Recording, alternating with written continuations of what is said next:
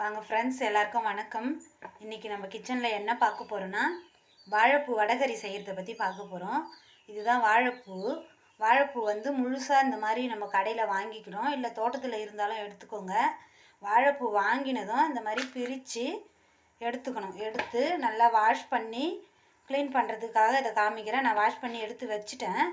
இதை எப்படி சுத்தம் பண்ணுன்னு பாருங்கள். ஃபஸ்ட்டு ஒரு பூவை எடுத்து அது மேலே இந்த இது இருக்கும், அதை எடுத்துடணும். பிளாஸ்டிக் மாதிரி இருக்கும், ஆனால் அது வந்து ஜீரண சக்தி ஆகாதுன்றதுனால அதை பிரித்து எடுத்துருவாங்க. அதுக்கப்புறம் இது உள்ளே இருக்கிற இந்த மகரந்தத்தையும் எடுத்துருவாங்க. ஏன்னா ரெண்டுமே ரொம்ப ஹார்டாக இருக்கும், உடைக்கவும் முடியாது. இதையும் வந்து இப்படி கூட நம்மளால் கிள்ளி எது பண்ண முடியாது, ரொம்ப ஜீரண சக்தி ஆகாது, குழந்தைங்களுக்கு ஒவ்வாமை ஆகும்னுட்டு அதை எடுத்துருவாங்க, ஜீரணம் ஆகாதுன்றதுனால. இந்த மாதிரி ஒரு இதழும் எடுத்து நம்ம சுத்தம் பண்ணிக்கணும். இந்த மாதிரி வாழைப்பூவை சுத்தம் பண்ணி நம்ம ஒரு பாத்திரத்தில் எடுத்து வச்சுக்கிட்டோம். இப்போது வச்சுருக்கோம். இதை பாருங்கள், இவ்வளோ பூவிலேருந்து நான் இவ்வளோ சுத்தம் பண்ணியிருக்கேன். சுத்தம் பண்ணி வாஷ் பண்ணி எடுத்துருக்கிறேன் இந்த பூவை. இப்போது நம்ம வாழைப்பூ சூஸ் பண்ணும் பொழுது நல்லா பழ மரத்து பூவாக இருக்கோ இல்லை காய் மரத்து பூவோ அதை கிள்ளி நம்ம சும்மா டேஸ்ட் பண்ணி பார்க்கணும். இந்த மாதிரி உடச்சி இந்த இடத்த வந்து நம்ம வாயில் வச்சு பார்த்தோம்னா, துவர்ப்பாக இருந்தால் சமைக்கலாம், கசப்பாக இருந்தால் தூக்கி அந்த பூவே வேஸ்ட்டு தான், சமைக்கக்கூடாது. ஏன்னா கசப்பாகிடுதுன்னா வாயிலே வைக்க முடியாது. பெரியவங்க சாப்பிடுவாங்க, சின்னவங்க சாப்பிட முடியாது. வடை செஞ்சாலுமே கசப்பாக தான் இருக்கும். சமைக்க சமைக்க கசப்பு அதிகமாக தவிர குறையாது வாழைப்பூ பொறுத்த வரைக்கும். அதுக்காக நம்ம பூ வாங்கும் போதே கடையிலேயே கூட மேலேயே பூத்த பூ இருக்கும், அதுலேயே ஒரு இதழ் மலர்ந்து அதை கிள்ளி நம்ம டேஸ்ட் பண்ணி பார்த்துட்டு பூ வேணும்னா வாங்கிக்கலாம், இல்லைன்னா அங்கேயே அவாய்ட் பண்ணிவிட்டு நம்ம வந்துடலாம். ஃபஸ்ட்டு சூஸ் பண்ணும் போதே அழகாக சூஸ் பண்ணிக்கோங்க. சூஸ் பண்ணிவிட்டு இந்த வாழைப்பூவை இப்போ க்ளீன் பண்ணி வச்சுருக்கேன். இது கூட என்னென்ன பொருள் இன்க்ரீடியன்ட்ஸ்னு பார்க்கலாம். வடைக்கறிக்கு கடலைப்பருப்பு 1 கப்பு ஊற வச்சு எடுத்து வச்சுருக்கேன். நான் 1 கப்பு ஊற வச்சு ஒரு 1 hour முன்னாடி தண்ணியில் போட்டு வச்சுருக்கேன். தேவையான பொருட்கள் கூட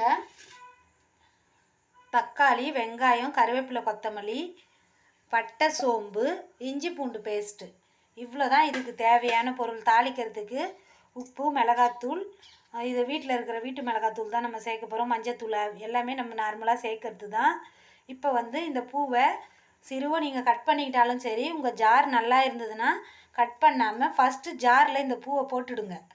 ஃபஸ்ட்டு ஜாரில் இந்த பூவை போட்டுடுங்க. மேலே கடலைப்பருப்பு போட்டுக்கலாம் நம்ம. அப்போ வந்து நல்லா மசிஞ்சிரும் நமக்கு. அப்படி இல்லை, கட் பண்ணி போகிறது தான் நல்லா மசியும். ஒரு சில ஜார் ஒரு வீட்டை பொறுத்த வரைக்கும் நிறைய டிஃப்ரென்ஸ் இருக்குது. அதுக்காக தான் நான் சொல்கிறேன். இப்போ வந்து இதை பூவை வந்து நான் உள்ளே போட்டுடுறேன். ஏன்னா கட் பண்ண டைம் எடுக்குன்றதுனால பூவை ஃபஸ்ட்டு ஜாரில் போட்டுட்டு மேலேயே நம்ம கடலைப்பருப்பை போட போகிறோம். இப்போ கூட்டு வடை சொல்லணுன்னா நம்ம கட் பண்ணி போடலாம். இப்போ இதை ஒன்றா சேர்த்து தான் நான் அரைக்க போகிறேன். அதுக்காக தான் ஜாரில் போட்டுட்டேன். மேலே வந்து இந்த வாஷ் பண்ணி நான் ஊற வச்சுருக்கேன் கடலைப்பருப்பு. இதை வந்து இதோடு சேர்க்கிறேன். பாருங்கள், ரொம்ப ஈஸியான டிஷ் தான் இது. அவ்வளோ ஹெல்த்தியாக இருக்கும். வாழைப்பூ வந்து நிறைய பேர் லைக் பண்ண மாட்டாங்க.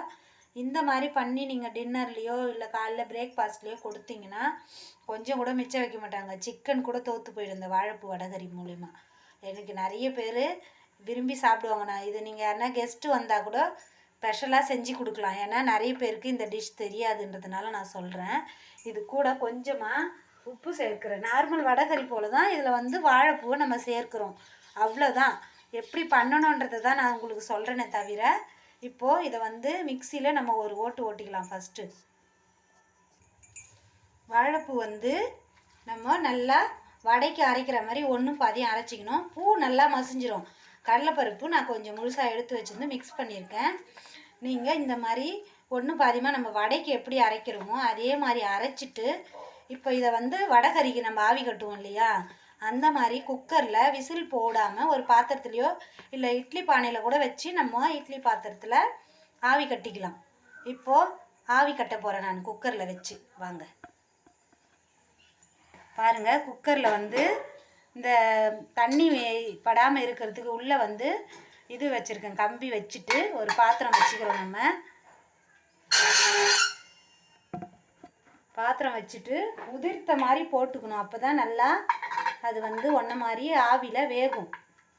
சும்மா ஒரு 5 minutes வந்து இதை ஆவி கட்டிக்கணும். வாழைப்பூ வந்து வடை பண்ணாதான் நிறைய பேர் விரும்பி சாப்பிடுவாங்க. இந்த குழம்பு வச்சு நம்ம டிஃபனோடு சேர்த்து கொடுத்தோம்னா அவ்வளோ டேஸ்டியாக இருக்கும். அதுக்காக தான் இந்த டிஷ் பண்ணி காமிக்கிறேன் நான். இப்போது இதை ஆவி கட்ட போகிறோம். நம்ம ஸ்டவ் ஆன் பண்ண போகிறேன் நான்.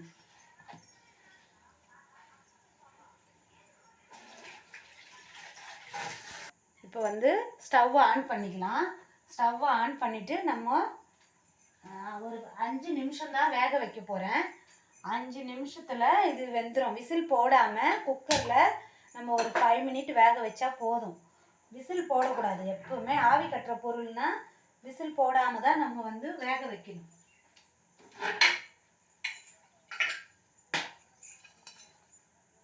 இது வந்து சுகரு பிபி இருக்கிறவங்கலாம் வடையாக சாப்பிட முடியாது, எண்ணெய் பொருள் இல்லையா. இந்த மாதிரி வாழைப்பூ வந்து துவர்ப்பானது தான். அவ்வளோ ஹெல்த்தியான விஷயங்கள் நிறைய இருக்குது. அதனால தான் நான் இதை வந்து போடுறேன். நான் வந்து ஒரு புக்கில் ஒரு 15 வருஷத்துக்கு முன்னாடி இந்த டிஷ் கற்றுக்கிட்டேன். அந்த டிஷ்ஷை தான் உங்களுக்கு போடுறேன். நான் ஒரு புக்கில் படித்த டிஷ்ஷு தான் இது. அதுக்காக போடுறேன். இது வந்து இப்போ 5 மினிட் வந்து கொஞ்சம் வேகட்டும். டைம் நோட் பண்ணிக்கோங்க, ஒரு 5 மினிட்டு. அதுக்குள்ளே நம்ம வெங்காயம் தக்காளியெலாம் கட் பண்ணிக்கலாம் வாங்க. தக்காளி வாங்கிட்டு வந்துடுமே நம்ம வாஷ் பண்ணி தான் ஃப்ரிட்ஜில் எடுத்து வைக்கிறீங்களோ இல்லை உள்ளே எங்கே வச்சாலுமே ஒரு வாஷ் பண்ணி வச்சுக்கோங்க. நம்ம எடுத்து கட் பண்ணுறதுக்கு முன்னையும் வாஷ் பண்ணணும். இப்படி தக்காளியை வந்து இப்படி அழுத்துனீங்கன்னா இங்கே வந்து ஒரு பபுள்ஸ் மாதிரி வந்ததுனாவே அது சொத்த தக்காளி, அது உள்ளே பூச்சி இருக்குதுன்னு அர்த்தம். அந்த தக்காளியை நீங்கள் யூஸ் பண்ண வேணாம், கட் பண்ண வேணாம், அப்படியே கூட தூக்கி போட்டுடலாம். ஏன்னா கட் பண்ணிங்கன்னா அதுக்குள்ளே பூச்சி இருக்கும். அதனால தான் அது வந்து பபுள்ஸ் வரும் நம்மளுக்கு. இப்படி அழுத்தி பார்க்கணும் நம்ம. அவ்வளோதான். இப்போ வந்து இந்த நுனியை வந்து கட் பண்ணி எடுத்துடணும். இதெல்லாம் எனக்கு தெரிஞ்ச டிப்ஸுன்றதுனால நான் நல்லதுக்காக தான் சொல்கிறேன். ஃபாலோ பண்ணுறவங்க ஃபாலோ பண்ணிக்கோங்க. இப்போது டொமேட்டோ கட் பண்ணியாச்சு. எல்லா தக்காளியுமே நம்ம வந்து அழுத்தி பார்த்துட்டு தான் எப்பொழுதுமே நம்ம கட் பண்ணணும்.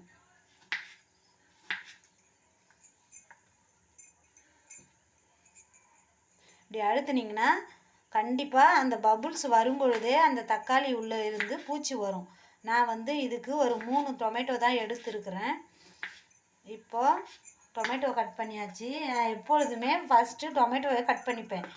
ஏன்னா நம்ம ஆனியன் கட் பண்ணிவிட்டு டொமேட்டோ கட் பண்ணோம்னா அந்த நீரில் நம்மளுக்கு கண் எரியும். கண்டிப்பாக ஆனியன் கட் பண்ணிவிட்டு அந்த தக்காளி கட் பண்ணும்போது அந்த சாஃப்ட்னஸில் தக்காளியோட நீர் செதறி நம்ம மேலே படும். அப்போ கண் கண்டிப்பாக எரியும். அதனால எப்பொழுதுமே நீங்கள் டொமேட்டோவை ஃபஸ்ட்டு கட் பண்ணிக்கோங்க. கட் பண்ணிவிட்டு அது பிறகு நீங்கள் ஆனியன் கட் பண்ணிங்கன்னா நம்மளுக்கு கண் அந்த அளவுக்கு எரிச்சல் இருக்காது. இதுவும் ஒரு சின்ன டிப்ஸு தான் உங்களுக்கு. எனக்கு தெரிஞ்சதை நான் சொல்கிறேன். நான் இப்படி தான் ஃபாலோ பண்ணுறேன். இப்போது வெங்காயம் கட் பண்ணிவிட்டு 1 டைம் நான் வாஷ் பண்ணிவிட்டு தான் போடுவேன். அதுக்காக இப்போ வாஷ் பண்ண போகிறேன். வெங்காயம் வாஷ் பண்ணியாச்சு. நான் மோஸ்ட்லி அருவாமனையில் தான் அறிவேன். வீடியோக்காக இந்த முறை இது சாப்பிங் போர்டில் கட் பண்ணுறேன். இதில் எங்கள் பசங்க தான் எதுக்காவது யூஸ் பண்ணுவாங்க சாப்பிங் போர்டு. சாப்பிங் போர்டிலலாம் எனக்கு கட் பண்ணால் டைம் ஆகுன்றதுனால நான் பொறுமையாக கட் பண்ண மாட்டேன். எனக்கு வேலைகள்லாம் கொஞ்சம் சுறுசுறுப்பாக செய்யணும் அப்படின்றது தான். அதனால் அருவாமனையில் தான் நான் நைஸாக எல்லா பொருளுமே நல்லா கட் பண்ணுவேன்.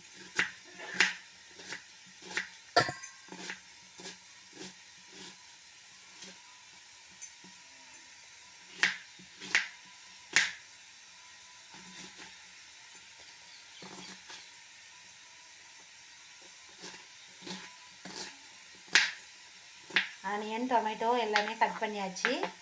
இப்போ வந்து ஆவி கட்டியிருக்கோம் இல்லையா, ஒரு 5 மினிட் அது ஆகட்டும்னு வெயிட் பண்ணுறேன்.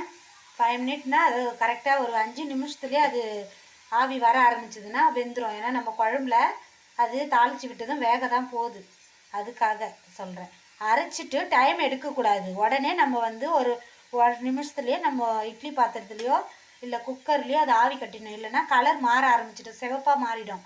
அப்படியே கொஞ்சம் கொஞ்சமாக அது வாழைப்பூ இல்லையா, கட் பண்ணதுமே தண்ணியில் போட்டுருவாங்க. அதுக்கு தான் நானுமே அதனால தான் கட் பண்ணாமல் அப்படியே அரைச்சேன். கருத்து போகக்கூடாதுன்ற ஒரு காரணத்தினால தான்.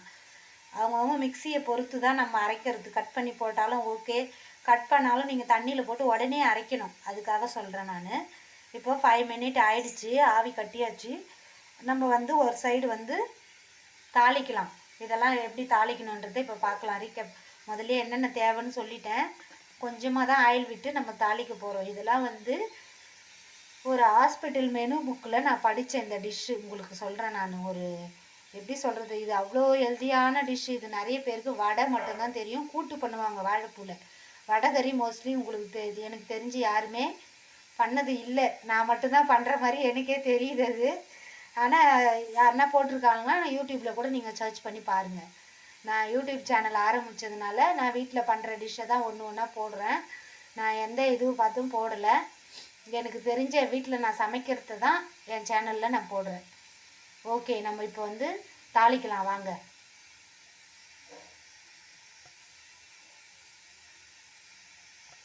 பாருங்கள், குக்கர் நல்லா ஆவி வந்துடுச்சு. 5 மினிட் ஆவி கட்டிட்டேன் இதை. இப்போ குக்கரை எடுத்துகிட்டு பேன் வைக்கிறேன் தாளிக்கிறதுக்கு. பேன் சூடு ஏறட்டும், ஆயில் போட்டுக்கலாம்.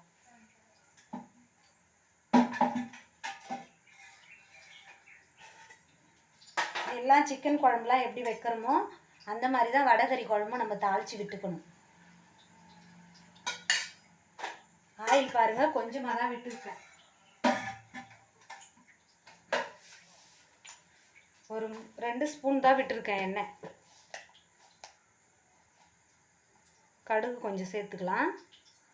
கடுகு பொரிஞ்சதும் பட்டை சோம்பு போடலாம்.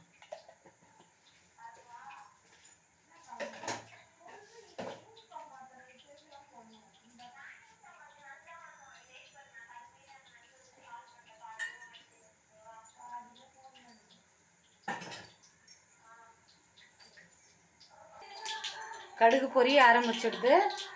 இப்போ வந்து நம்ம பட்டை சோம்புலாம் சேர்க்கலாம். கடுகு பொரிஞ்சதும் இந்த பட்டை சோம்பு கசகசா எல்லாத்தையும் போடுறேன். பிரிஞ்சி இலை இது எல்லாமே கடுகு பொரிஞ்சதும் நம்ம சேர்த்துடணும்.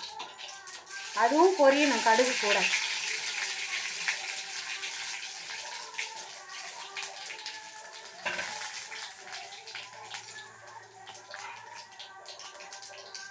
பொரிஞ்சிடுது எல்லாமே. பாருங்கள் எவ்வளோ அழகாக செவந்து வந்திருக்கு. இப்போது ஆனியன் சேர்க்குறோம். நம்ம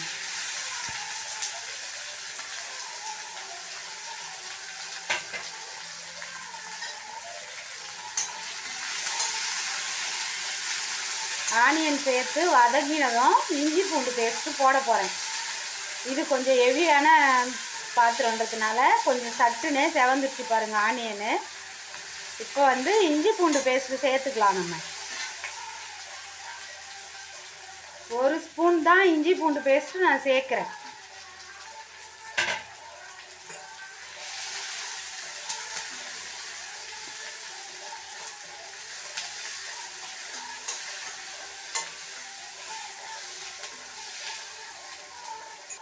இஞ்சி பூண்டு பேஸ்ட்டோட ஆனியன் நல்லா வதங்கிடுச்சு.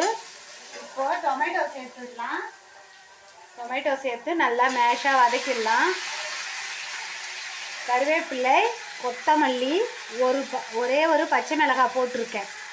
இவ்வளோதான். இது எல்லாத்தையும் நல்லா ஒன்றை போல் செவக்க வதக்கணும். நம்ம பாட்டு சத்தம் கேட்டால் பக்கத்தில் எங்கள் வீட்டாண்ட பெருமாள் கோயில் இருக்குது. அது மார்கழி மாதன்றதுனால 2 வேளையும் பாட்டெல்லாம் போட்டு பஜன்ஸ் எல்லாம் பண்ணுறாங்க. தரிசனம் பண்ணணுன்னா காலை மாலை 2 வேளையும் கோயிலில் பூஜைகள் நடக்குது. சாமியை வந்து தரிசனம் பண்ணலாம். கண்ணன் ஆலயம் இப்போ வந்து தாயாரோடு இருக்கிறாரு கோவிலில். வந்து நீங்கள் எல்லோரும் தரிசனம் பண்ணணும்னா இந்த மாதிரி ஹெல்தியான டிஷ் நீங்களும் பண்ணுவீங்கன்றதுனால தான் இதை வந்து செஞ்சு முடிக்க கரெக்டாக 1/2 hour எடுத்துக்கலாம். நம்ம ஆகிடும். அதனால் இப்போ நல்லா வதக்குறேன். ஒரு தட்டு போட்டு மூடிட்டோம்னா நல்லா மேஷாக வதங்கிடும். ஒரு 2 மினிட்ஸ் அது மாதிரி மூடி வைக்கலாம். நம்ம 1 மினிட் மூடினாலும் போதும் இல்லைனா, ஏன்னா தீயை வச்சுருவாங்க ஒரு சிலர். நான் பாருங்கள் ஸ்லோ ஃப்ளேமில் தான் வதக்குறேன். இது கொஞ்சம் கனமான பாத்திரன்றதுனால சட்டுனே வதங்கிடும். இப்போது ஓரளவுக்கு வதங்கிடுது. கொஞ்சம் ஒரு கல் உப்பு சேர்த்து வதக்குனிங்கனாலும் நல்லா நம்ம கொஞ்சம் சட்டுன்னு ஈஸியாக வதங்கிடும். தக்காளி வெங்காயம் மேஷ் ஆகிடும். தட்டு போட்டு மூடினா நம்ம வந்து கொஞ்சம் டைம் தட்டு போட்டு மூடிட்டு வெயிட் பண்ணோம்னா சூப்பராக வதங்கிடும். ஸ்லோவாக வச்சிடணும். நம்ம கேஸ் மிச்சப்படுத்தலாம். இப்போது தக்காளி வெங்காயம் வதங்கிட்டு இதில் வந்து ஆவி கட்டின இந்த கடலைப்பருப்பு வாழைப்பூவை ஆவி கட்டி வச்சுருக்கேன். எப்படி இருக்குது பாருங்கள், சிக்கன் மாதிரி. டேஸ்ட்டுமே சிக்கனை விட சூப்பராக இருக்கும். அதுக்காக தான் இந்த டிஷ்ஷே உங்களுக்கு போடுறேன்.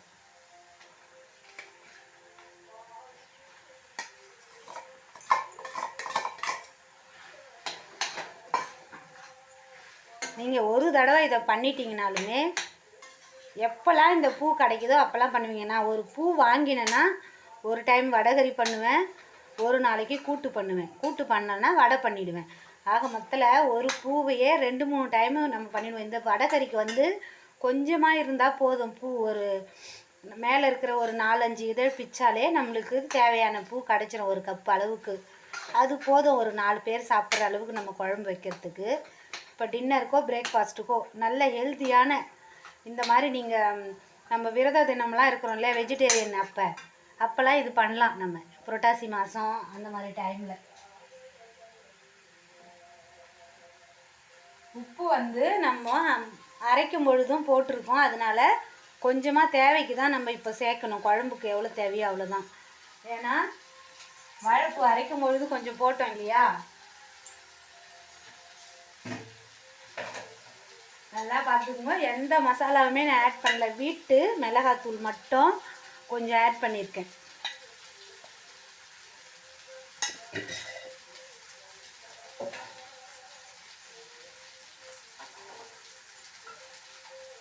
நீங்கள் வேணும்னா சிக்கன் மசாலாவோ மட்டன் மசாலாவோ உங்கள் ஃப்ளேவருக்கு ஏற்ற மாதிரி போட்டுக்கலாம். நான் மஞ்சள் பொடி தான் போடுறேன்.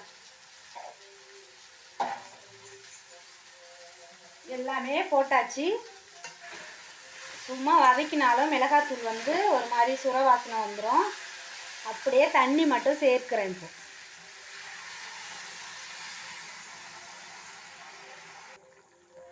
தேவையான அளவு தண்ணி சேர்த்துட்டு நம்ம கொஞ்சம் கிரேவியாக வர பக்குவத்துக்கு கொதிக்க வச்சுக்கணும்.